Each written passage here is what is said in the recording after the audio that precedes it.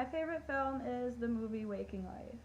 It's a movie about a young man who's stuck inside a dream and he can't figure out why he can't wake up. As for the more implicit meaning, I guess it could be called an existential film, analyzing what it means to be alive, to be an individual, to be human, etc. I guess you could say it's about dreaming or death in a way, but it's also about life. It was filmed live action and then the film stock was rotoscoped. There was over 30 different artists who worked on the film, and each were assigned different shots which they animated over using computers. It gives the film a strange, like, dreamlike effect. It's also interesting because you can see how different shots in the same scene were drawn by different artists, and the stylistic changes give almost a feeling of a wavering lucidity. The rotoscope effect also gives a strange movement to the characters and the objects in the scene. Objects seem to grow and shrink and move around independent of each other. People's facial features stretch and float around on their faces.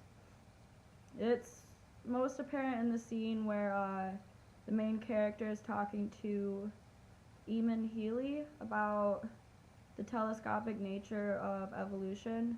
There's also some great symbolism in that scene. While he's talking about evolution, if you notice, there's a fish in the fish tank in the background who's slowly growing legs.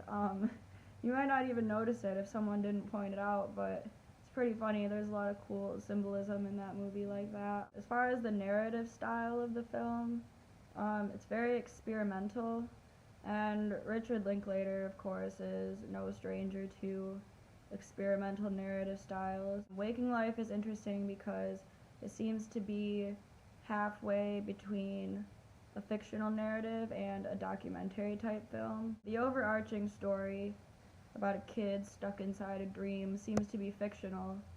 The fictional, like, narrative part, while the philosophical interviews with the different characters cause it to border on, like, documentary territory.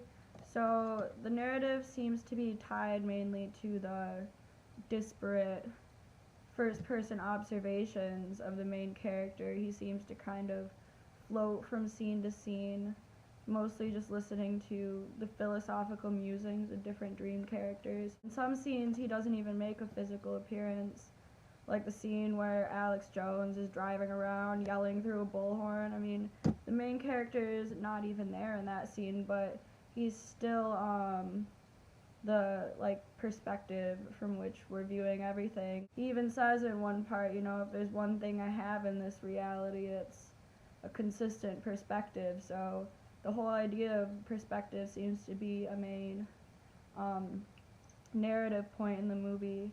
As far as realism versus anti-realism, definitely falls in the latter category. The book defines anti-realism as an interest in or concern for the abstract, speculative, and fantastic.